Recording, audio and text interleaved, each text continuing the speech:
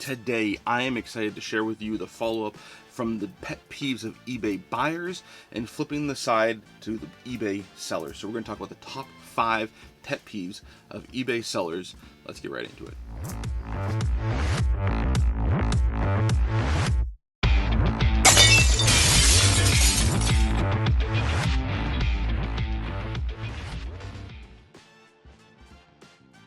Welcome to the most passionate content for card collectors on YouTube and possibly the whole entire internet. As usual, I am your host, Jake Roy, 90s b-ball card field, YouTube, Instagram, Facebook, a little bit of Twitter, X, and you know the deal with TikTok and Threads.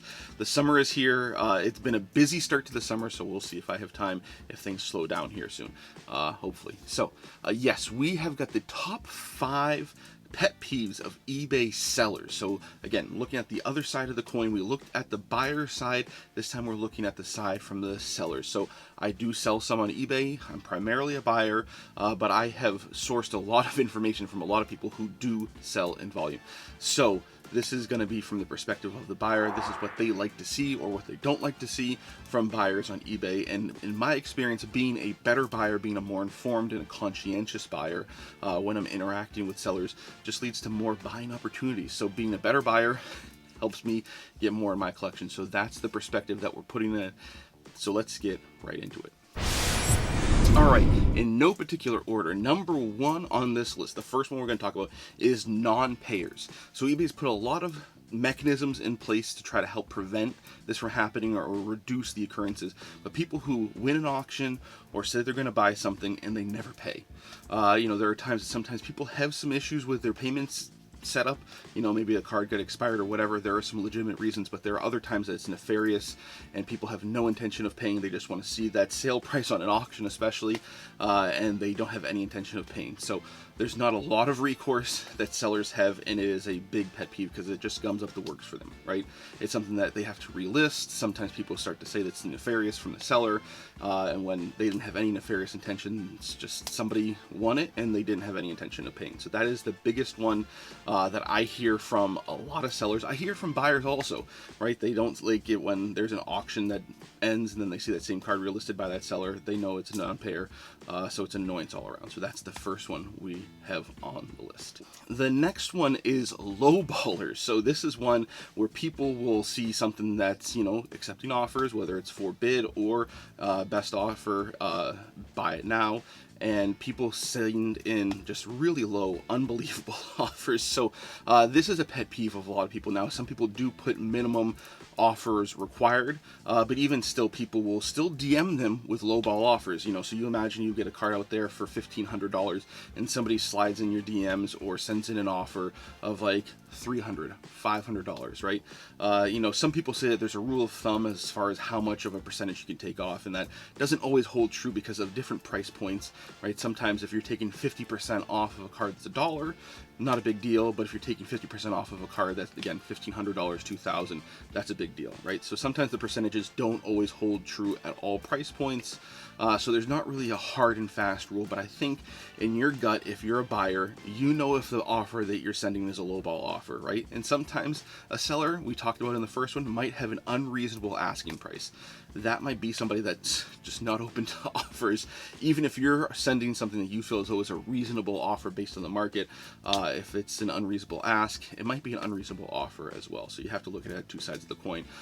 So it's frustrating from a seller's perspective because they just have to filter through all that stuff, right? Like a lot of DMs, if it's a card of high value, and tends to be getting a lot of interest, a lot of eyeballs. So those lowball offers are really a pain in the neck. Along the same lines, and this one, this caused a lot of consternation in the comments of the last one, but what's the lowest? I'm just going to call it what's the lowest. So this is something that we have to keep in mind. The vast majority, overwhelming majority of people that are selling on eBay are just individual collectors, right? It's like the world's largest yard sale, tag sale, garage sale that you will ever find, right? So with that being in mind, it's not the vast majority that are, professional sellers that make their bread and butter doing this, right? It's somebody like me that's just selling something that they have extras of, or they're moving on to another collector, right? So coming in and saying, what's the lowest, what's the least you'll take? We're trying to sell the card to get more cards in our collection.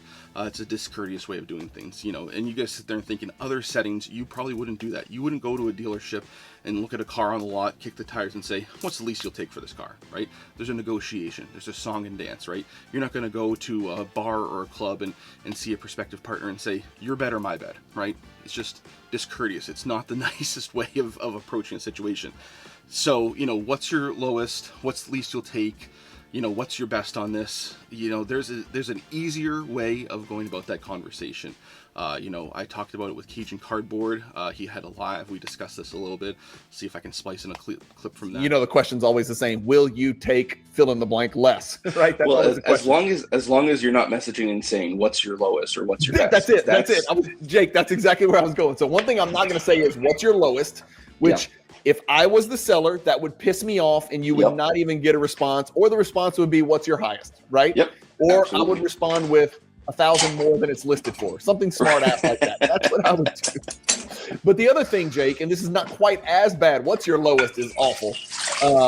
But what's not quite as bad, but also would still piss me off is if I said, would you do 3,000? You know what I mean? Or something like that. Just a low ball.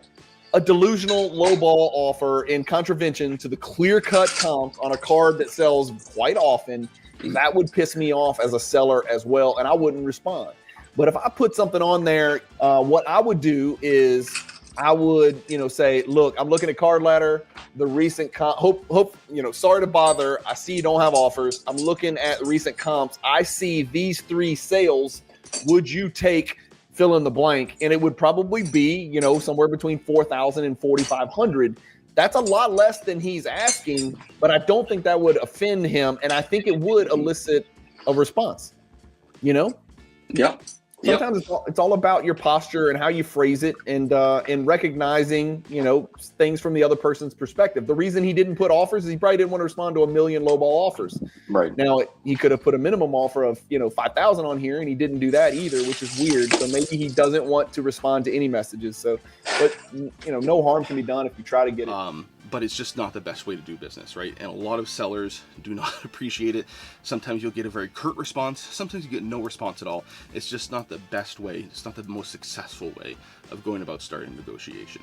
The next one I'm going to call the Langoliers. So if anybody remembers that Stephen King book, or what was turned into, I think, a TV special in the 90s, these are the time wasters, right? So people who will send you a DM, maybe it's a nice conversation, but they're not really looking to buy, right? They're just looking to chat. Maybe they're looking to ask you a whole bunch of questions about the card itself. Maybe they're asking about similar cards, right? They're just wasting time. So that's a big pet peeve of a lot of people who are selling, because there's a lot of other, strains on people's time. Again, thinking about it from the perspective of most of the people are collectors that have another day job, they have families, they have other, pulls on their time. So just sitting there chatting about cards might be enjoyable when you're at a card show, but on eBay, it might not be the best place. So this is, again, looking at eBay sellers. The time wasters are the ones that are also going to sit there and say, like, hey, what if we had this card and this card? They're trying to make a big bundle, like when you're at a card show, to get a better deal. And at the end of the day, they're just trying to knock you down on the price of a couple cards, right? I remember having a situation where somebody was interested in a card and they started adding more cards in. At the end of the day, there's 5 cards there. They're trying to beat me down on the prices, and they're trying to get the prices down on each one individually, getting a group number. And then once that group number is something that they're not happy with, then they go back to the one that they want at the beginning that they feel as though they have a better price on, right? So that's just somebody who's wasting time. You're doing all this negotiation, you're doing all this wiggling around with all these other cards when they just wanted one to begin with. Just come in with what you want and just leave it at that.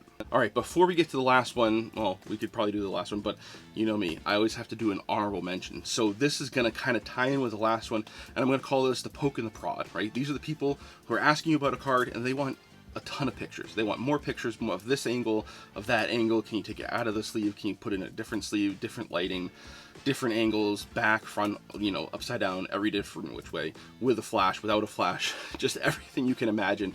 And then at the end of the day, they're not going to buy the card anyway, right?